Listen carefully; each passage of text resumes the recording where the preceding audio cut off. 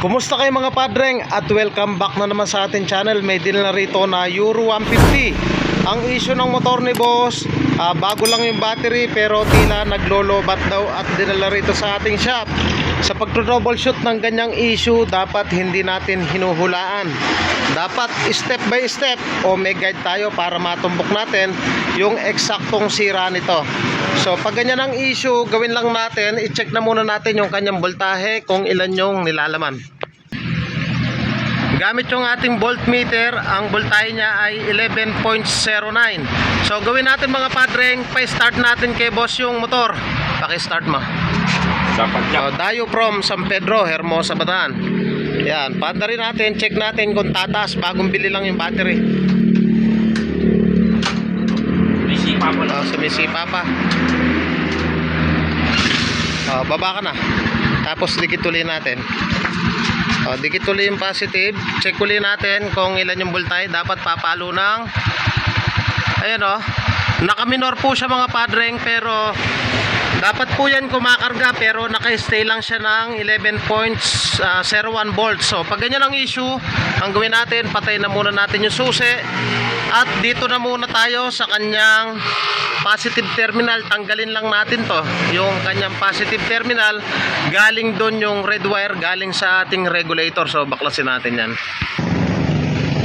So yan, gamit yung ating test light. So tinanggal ko na yung positive terminal ng battery. Papatadyak natin kay boss kahit hindi nakasusi. Huwag na natin susi. Dapat to mag-provide ng kuryente. Check na muna natin yung ating test light kung umilaw. So yan o, umilaw. So habang tinatadyakan, dapat iilaw to. Sige boss, pakitadyak. Dapat iilaw. Huwag na. O yan o, hindi umilaw. Okay, diyan ka muna boss. At sa pagkakataong yung mga padreng, hindi naglalabas ng positive supply galing regulator papuntang battery. So pag ganyan, minsan may problema dito sa wiring connection.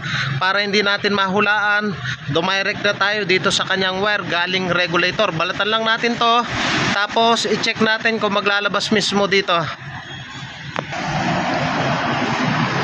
So yung mga padreng, ito, binalatan na natin dito. Ito yung galing regulator. So check ulit natin yung test light kung umiilaw. So umiilaw naman. So dito tayo, direct tayo dito sa red wire galing regulator. Pakitadyak, dapat iilaw. Tadyak. Wala pa rin. At sa pagkakataong yung mga padreng, no good. Ang gagawin natin, tanggalin natin yung bangko, tanggalin natin yung tangke para ma-expose natin yung kanyang wiring connection, yung regulator. So dito mga padreng, may makikita tayong regulator. So ang gawin lang natin, tanggalin natin dito sa kanyang socket. Baklasin ko muna. So yung mga padreng, binaklasan natin yung socket ng regulator. So yung isang clip nasa yellow wire, itatap naman natin yung isang dulo ng ating test light dito sa kulay pink. Patadyak natin kay boss, dapat to iilaw. Dapat iilaw. Ito pa. Oops, wala. Teka. Walang ilaw. Isa pa boss, isa pa. Oops, wala. Gawin muna natin. Manigurado muna tayo dito. Yan. Tapos ayan, umilaw naman. So ang gawin natin, negative tayo. Padyakan natin to. Dapat hindi iilaw naman pag naka-negative yung isa. Okay. Dito tayo sa kabila. Okay, balik ulit natin dito.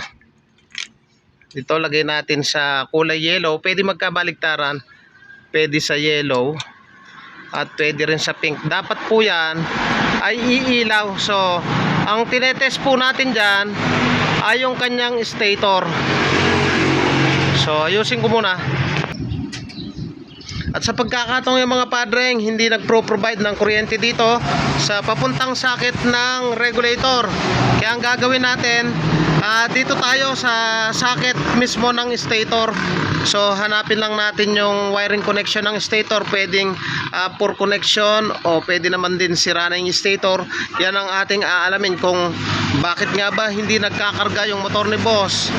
So dito, nakita ko rito, ano, karambola yung wiring connection. Possible na minsan may putol po yan. So ang gawin natin, expose natin yung wiring connection. Ayan, tingnan nyo. Bulbul yung wiring. Check natin isa-isa. Ito, blue na may white, pulser positive. Yellow, shine light coil. Primary naman yung black na may red. Ito yung pink. So targetin natin dito yung pink at yung yellow. Targetin muna natin. Galing po ito ng stator. So tanggalin natin yung tape. So ito mga padreng, yung kulay pink, galing dito yan. So binaklas ko na isa. May napansin ako rito mga padreng.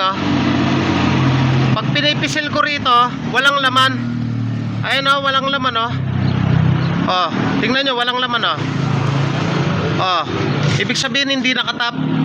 Hindi siya nakatap dito papunta rito sa ating socket ng regulator. Hindi nakatap. So yan, putol, putol. So gamit yung ating test light, check natin yung kanyang stator. Kung okay pa siya, dahil napansin ko putol na rito. So possible ito yung problema nito kung bakit hindi kumakarga yung motor ni boss. Dayo from San Pedro, Hermosa, Bataan.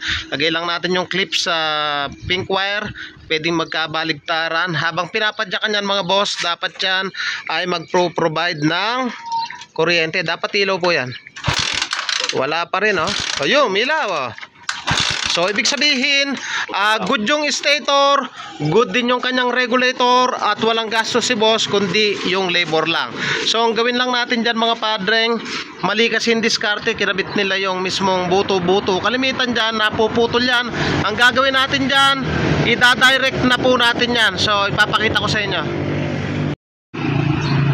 So yung mga padreng, ayan, pink to pink, yellow to yellow. So naikabit na natin. So dito tayo nag-test kanina, walang lumalabas. So automatic yan, magkadugtong yan. At pwede na nating ibalik dito sa kanyang regulator socket. Tapos check natin dito sa papuntang battery kung mag-provide na yan ng positive supply. So yung mga padreng, yung socket nya na ibalik na natin. So naka-negative yung ating clip ng test light. So ito yung papuntang positive terminal. Pakita jack mo boss, kahit hindi nakasusi, dapat iilaw. Yun okay na. So balik na natin yung tangke, yung bangko, tapos ibalik na natin to sa battery. I-check natin kanina sa unang video mga padreng, 11.01 volts. Dapat po yan papalo ng 12 volts pataas. Ito kasing Rusi o Euro, pumapalo po yan ng 14 volts pataas. So ito, bumagsak na siya ng 11 volts. So papataasin uli natin yung pagpasok ng kuryente dito. Tapos ito po yung mga mali na paggagawa. Euro 150, sinasabi ni boss, bumabaldag yung kicker, daig pa yung TMX 155. So wag tayo mag-convert ng 4-pin, kundi palit na dapat stator. So ibalik na natin yan. So yun mga padreng, nabalik na natin yung tangke, yung bangko. Na-tap na natin yung positive terminal ng battery. So interview natin si boss. Boss, bago lang yung battery mo. Tapos naglolobat. So in case na mangyari sa inyo to mga padreng, dito wag nyong gagamitin yung socket, rektahin nyo na yung bawat terminal. So kalimitan napuputol yun. So naibalik na natin. Ito na yung the moment of truth. Gamitan natin ng voltmeter. Pa-start muna natin kay boss. Okay boss, start muna. Sususi ko. Pandari mo. Kanina 11.01 naka minor. Baba ka na boss. Gamit yung ating test light.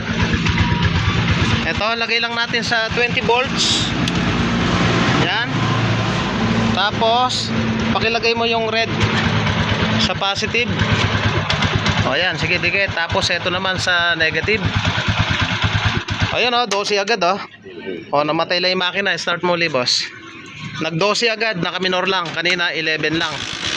Dikit mo. Ayan, pakita uli natin.